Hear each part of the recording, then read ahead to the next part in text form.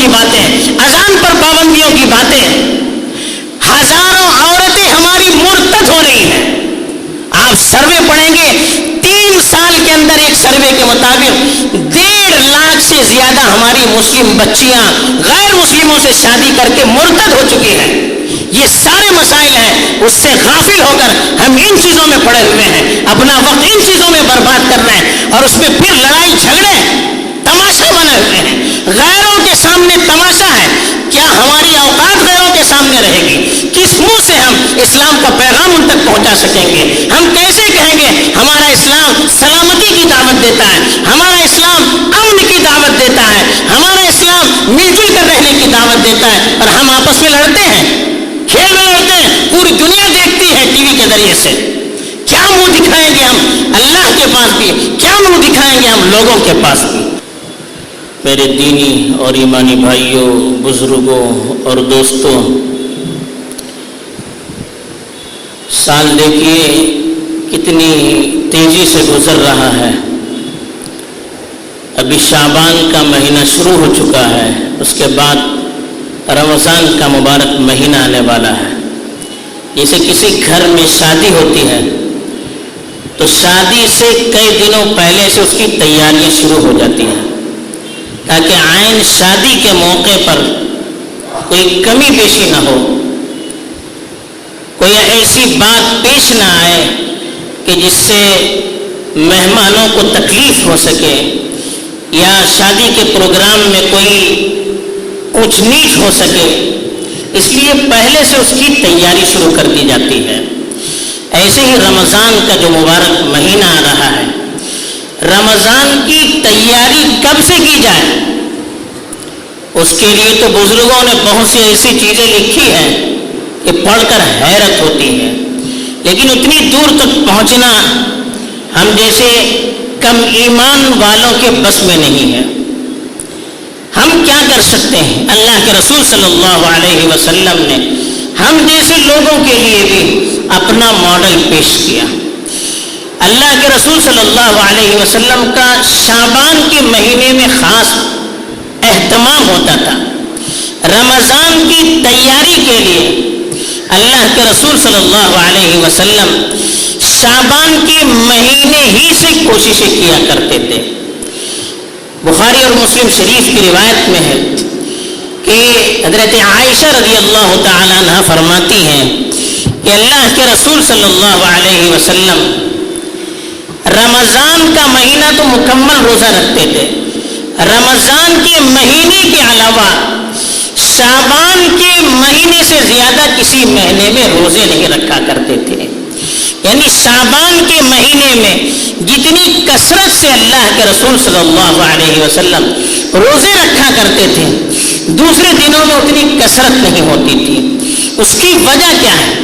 حضرت اسامہ بن زید رضی اللہ تعالیٰ عنہ کی روایت نسائی شریف میں بھی ہے اور مسند احمد میں بھی ہے کہ انہوں نے اللہ کے رسول صلی اللہ علیہ وسلم سے دریافت کیا کہ اس کی وجہ کیا ہے؟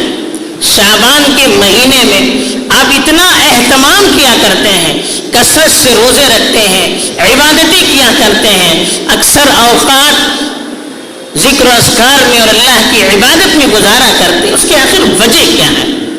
تو اللہ کے رسول صلی اللہ علیہ وسلم نے ارشاد فرمایا کہ ذالک شہر یغفل عنہ الناس بین رجب و رمضان، شہر ترفع فيه الأعمال إلى رب العالمين فأحب أن يرفع عملي وأنا صائم، أو كما قال عليه الصلاة والسلام۔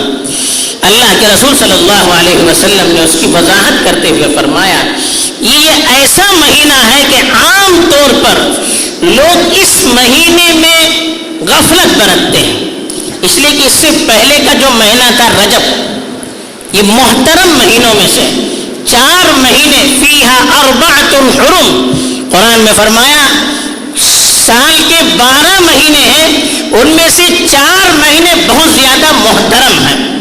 اس میں سے ایک مہینہ رجب کا مہینہ بھی ہے جو محترم مہینہ ہے، جس مہینے میں لڑائی جھگڑا کرنا اور غلط کام کرنا حرام، دوسرے مہینوں میں بھی جائز نہیں، لیکن ان 4 مہینوں میں اس کی حرمت اور بڑھ جاتی ہے۔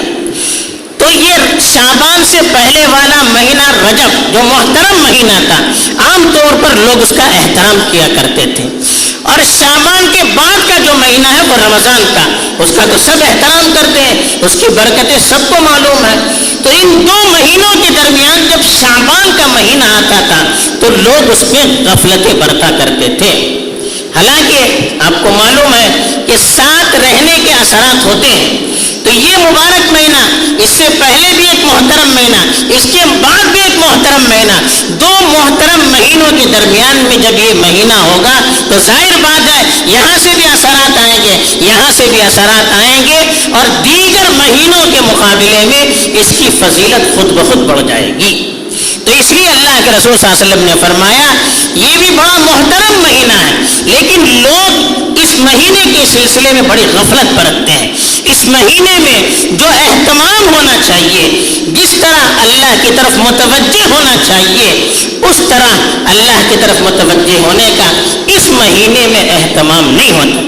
یہ دیکھیے رمضان کی تیاری کا مہینہ ہے، جیسے شادی کے پہلے تیاری کی جاتی ہے، تو رمضان سے پہلے تیاری کے لیے سب سے مناسب مہینہ یہی ہے۔ رمضان کے اندر جو ہمیں اعمال کرنے ہیں، جو عبادتیں کرنی ہیں، اس کی پریکٹس کرنا، اس کی مشق کرنے کے لیے یہ مہینہ سب سے موزوں مہینہ ہے۔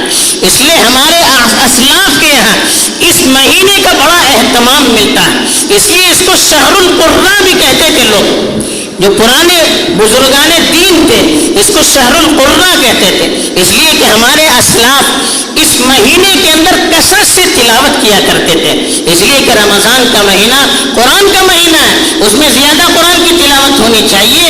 اس کی مشق کے لیے شعبان کے مہینے سے ہی قرآن کی کثرت سے تلاوت کا اہتمام ہوا کرتا تھا۔ دوسری جو وجہ اللہ کے رسول صلی اللہ علیہ وسلم نے ارشاد فرمائی کہ یہ وہ مہینہ ہے کہ اس مہینے میں بندوں کے اعمال رب العالمین کے دربار میں پیش کیے جاتے ہیں۔ تو میں چاہتا ہوں کہ میرا عمل جب اللہ کے سامنے پیش کیا جائے تو میں روزے سے رہوں۔ تو اتنی زیادہ اللہ کے رسول کے نزدیک اہمیت تھی۔ اللہ کے رسول کے اعمال کا کیا کہنا، آپ اس کا اہتمام کیا کرتے تھے کہ اس مہینے میں جب اعمال اللہ کے دربار میں پیش کیے جائیں تو میں روزے سے رہوں۔ تو یہ مبارک مہینہ جس سے ہم گزر رہے ہیں، کیا اہتمام اس کا ہونا چاہیے۔ مزید اس مہینے کے اندر جو 15ویں تاریخ ہوتی ہے اس کی بھی بڑی اہمیت ہے۔ بعض اس میں غلو بھی ہے کہ بہت سی ایسی روایتیں بیان کی جاتی ہے جس کی کوئی حیثیت نہیں ہے، لیکن بعض روایتیں اس میں مستند بھی ہیں۔ چنانچہ ایک روایت جس کو بڑے محدثین نے حسن درجے کی کہی ہے، وہ ہے کہ اللہ کے رسول صلی اللہ علیہ وسلم نے فرمایا کہ یطلع اللہ علی عبادہ لیلۃ النصف من شعبان يغفر الله للمؤمنين ويملي للكافرين ويدع أهل الحقد بحقدهم ويقول فدعوه، أو كما قال عليه الصلاة والسلام یا حتى يدعوه۔ اللہ کے رسول صلی اللہ علیہ وسلم نے فرمایا کہ اس مہینے کی جب 15ویں رات آتی ہے تو اللہ تعالیٰ اپنے بندوں کو دیکھتے ہیں۔ اب وہ کیا کس طرح سے دیکھتے ہیں، اس کی کیا کیفیت ہے، وہ تو اللہ ہی جانتے ہیں، اور اللہ کے رسول صلی اللہ علیہ وسلم جنہوں نے بیان کیا وہ جانتے ہیں۔ باقی اس کی کیفیت اس کے پیچھے پڑیں گے تو بعض مرتبہ ایمان بھی خطرے میں پڑ سکتا ہے۔ تو بہرحال اللہ تعالیٰ ہر روز دیکھتے ہیں، لیکن خاص طور پر خصوصی توجہ اللہ تعالیٰ اپنے بندوں پر اس رات میں فرماتے ہیں، اور جو مومن ہوتے ہیں ان کی بخشش کا فیصلہ کرتے ہیں، اور جو کافر ہوتے ہیں ان کو مزید ڈھیل دیتے ہیں۔ اور اس کے بعد فرمایا کہ جو آپس میں دشمنیاں رکھنے والے ہوتے ہیں، ایک دوسرے کے خلاف دل میں بغض، کینہ، حسد اور دشمنی رکھنے والے لوگ ہیں ان کو چھوڑ دیتے ہیں اور کہتے ہیں کہ جب تک دل سے دشمنیاں یہ لوگ دور نہیں کرتے ان کی مغفرت کا فیصلہ نہیں کیا جائے گا. تو یہ اس مہینے کی اہمیت اور خاص طور پر اس مہینے کی جو 15ویں یا جو نصف آدھا مہینہ جب ہوتا ہے اس کی جو اہمیت بیان کی گئی ہے اس سے معلوم ہوتا ہے کہ اس مہینے کی بڑی اہمیت ہے. خاص طور پر ہمیں اس مہینے کے دن کو بھی اچھے کاموں میں صرف کرنا چاہیے, راتوں کو بھی اچھے کاموں میں صرف کرنا چاہیے. لیکن افسوس ہوتا ہے کہ ہمیں وہ اہتمام ان مہینوں میں نہیں رہا ہمارا جتنا ہونا چاہیے تھا. غفلت بھی ہے, ہماری بھی کوتاہی کہ جیسے سمجھانا چاہیے ہم لوگ سمجھا نہیں پاتے ہیں. علم کی کمی ہے, علم سے دوری ہے, دین سے دوری ہے, اور جو شیطانی وسائل لوگوں کو دین سے دور رکھنے کے لیے دن بدن عام کیے جا رہے ہیں اس کے بھی اثرات کا نتیجہ ہے کہ ان دنوں کی جو اہمیت ہونی چاہیے علم نہ ہونے کی وجہ سے, معلومات نہ ہونے کی وجہ سے وہ قدردانی نہیں ہو پا رہی ہے. اس مہینے کی مبارک راتوں کو جن کو عبادتوں میں صرف کرنا چاہیے کھیل کود میں ہم لوگ صرف کر رہے ہیں. ان مہینوں کے دنوں کو اللہ کے رسول روزے رکھ کر دن گزارا کرتے تھے, ہم لوگ کھیلوں کے میدان میں اور مختلف قسم کے لہو و لعب میں اپنے دن کو ضائع کر رہے ہیں. کیا حالات ہے اس کا بھی ذرا ہمیں جائزہ لینا چاہیے. کتنا نقصان ہو رہا ہے. مبارک راتیں ایسے کاموں میں ضائع ہو رہی ہے جس کا نہ دنیا میں فائدہ ہے نہ آخرت میں فائدہ ہے. دوسری طرف دیکھیے اس کے کیا اثرات مرتب ہوتے ہیں. سال اس طرح سے گزرا سب جانتے ہیں, بچوں کی پڑھائی کی کیا حالت ہے. پورا سال ضائع ہو گیا. اللہ اللہ کر کے ابھی کچھ دنوں پہلے پڑھائی شروع ہوگی. اب ان کھیلوں کی وجہ سے دن بھی گیا رات بھی گئی. اب وہ بچے پڑھیں گے کیسے جب رات کھیل میں گزرے گا, دن میں کھیلیں گے, پھر کیا اپنی پڑھائی کریں گے, کس طرح پڑھائی کی طرف متوجہ ہوں گے. چند لوگ کھیلیں گے, باقی جو دیکھنے کے لیے جائیں گے ان کی بھی راتیں برباد, ان کی بھی تعلیم چوپٹ. آخر کیا وجہ ہے. ان دنوں میں تو اور زیادہ محنت ہونی چاہیے تھی. جو تعلیم ضائع ہو چکی ہے کس طرح سے اس کو کور کیا جائے اس کے لیے ہمیں کوشش کرنی چاہیے تھی بجائے اس کے جو دن اللہ نے ہمیں مہیا کیے بڑی مشکل سے ملے اس کو بھی ضائع کرنے کی فکر ہو رہی ہے. تیسری طرف دیکھیے کتنا مال اس کے اندر ضائع ہو رہا ہے. لاکھوں روپے ضائع کیے جا رہے ہیں. یہ مال اللہ کی بہت بڑی نعمت ہے. ثم لتسألن يومئذ عن النعيم. قیامت کے دن اللہ تعالیٰ اپنی نعمتوں کے بارے میں پوچھے گا. اور یہ مال اللہ کی بہت بڑی نعمت ہے. اگر اس مال کو ہم نے اللہ کی مرضی کے خلاف خرچ کیا تو اللہ تعالیٰ اس مال کے سلسلے میں ہم سے پوچھیں گے. کوئی یہ نہیں کہہ سکتا میرا مال میری مرضی, نہیں, سب اللہ کی مرضی چلتی ہے, کسی کی مرضی نہیں چلتی ہے. یہاں تک اللہ کے رسول صلی اللہ علیہ وسلم نے ارشاد فرمایا 5 قسم کے سوالات کا جب تک بندہ جواب نہیں دے گا قیامت میں اس کا قدم آگے نہیں بڑھے گا. اس میں ایک سوال یہ بھی تھا کہ مالی وہ مال من این اکتسبہ وفیما انفقہ او کما قال علیہ الصلوۃ والسلام. مال کے سلسلے میں بھی سوالات ہوں گے کہ مال کمایا کہاں پر اور خرچ کہاں پر کیا. ہم خرچ کریں گے اپنا مال اپنی مرضی سے خرچ کریں گے, لیکن کل کو اللہ کے یہاں اس کا جواب دینا پڑے گا. اور پھر یہ بھی دیکھیے کہ آج کل کے حالات نے لوگوں کی مالی پوزیشن کہاں تک گرا کر رکھ دی ہے. سینکڑوں لوگوں کی روزیاں ختم ہو چکی ہیں, کام ان کی چھوٹ چکے ہیں, کاروبار ٹھپ پڑ چکا ہے. نان شبینہ کے محتاج, کھانے کے محتاج, لقموں کے محتاج. کتنے گھرانے ایسے ہیں جہاں پر چولہے نہیں جل رہے ہیں, مہینے بھر کا راشن وہاں پہنچ نہیں رہا ہے, ہسپتالوں میں پڑے ہوئے بل دینے کے لیے پیسے نہیں ہیں, علاج کروانے کے لیے پیسے نہیں ہیں, تعلیم کی فیس دینے کے لیے پیسے نہیں ہیں. محتاج ہیں لوگ, ان پر خرچ کرنا چاہیے تھا. وہ مال ایسے کام میں ہم خرچ کر رہے ہیں نہ جس کا دنیا میں فائدہ آخرت میں فائدہ ہے. اس سے بڑھ کر بڑے بڑے قومی ادارے جس کے لیے سال ہر سال کی محنتیں ہمارے اسلاف نے لگائی تھی وہ ادارے مقروض چل رہے ہیں. اس کے قرض کی بھرپائی نہیں ہو رہی ہے اور ہم اپنا مال ایسی چیزوں میں ضائع کر رہے ہیں. چھوٹے چھوٹے مدارس ہندوستانی پیمانے پر دیکھا جائے، چھوٹے چھوٹے کتنے مدارس ہیں جو ان حالات میں چندہ نہ ہونے کی وجہ سے بند ہو چکے ہیں. سینکڑوں ملازمین بلا تنخواہ کے بیچارے دانے دانے کے محتاج ہیں. ہزاروں طلبہ پڑھائی کے بغیر رہ رہے ہیں. کیوں؟ ان کے لیے وسائل نہیں ہیں اور ہم اپنا مال یہاں پر ضائع کر رہے ہیں. اس سے بڑھ کر دیکھیے آج کل کے کیا حالات ہیں. قرآن پر پابندیوں کی باتیں، اذان پر پابندیوں کی باتیں، ہزاروں عورتیں ہماری مرتد ہو رہی ہیں.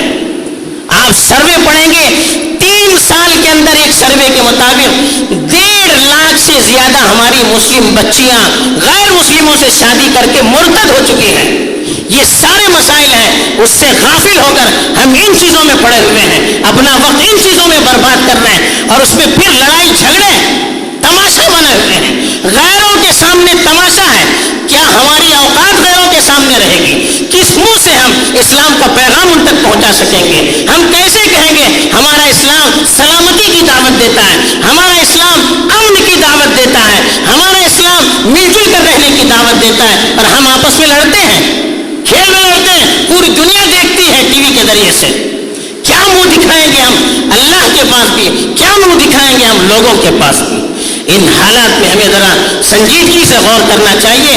میں اپنے ذمہ داروں کے ساتھ بھی بڑے درد کے ساتھ کہوں گا، ایسے موقع پر زیادہ ہمیں آگے بڑھنا چاہیے اور کس طرح سے اس طرح کی مشغولیات پر حد لگائی جائے، نوجوانوں کو کیسے صحیح رخ دیا جائے، اس پر ہمیں کوشش کرنی چاہیے. ورنہ کل ہم سب سے اللہ تعالیٰ پوچھیں گے. ہمارے ہوتے ہوئے یہ کام اگر ہوئے، ہمارے نوجوان برباد ہوئے، ہمارے پیسے برباد ہوئے، ہمارے ادارے برباد ہوئے، کل کو قیامت کے دن مجھ سے بھی اور آپ سے بھی اللہ تعالیٰ پوچھیں گے. ہمیں آگے بڑھنے کی ضرورت ہے. لوگ تانے دیں گے، گالیاں دیں گے، برا بھلا کہیں گے، تبصرے کریں گے، کرنے دیجیے. اللہ کے لیے اپنی ذمہ داری کو سمجھ کر ہم آگے بڑھیں گے. ان چیزوں سے کوئی ہمیں نقصان نہیں ہوگا. قدم قدم پر اللہ کی رہنمائی اور اللہ کی مدد ہوگی.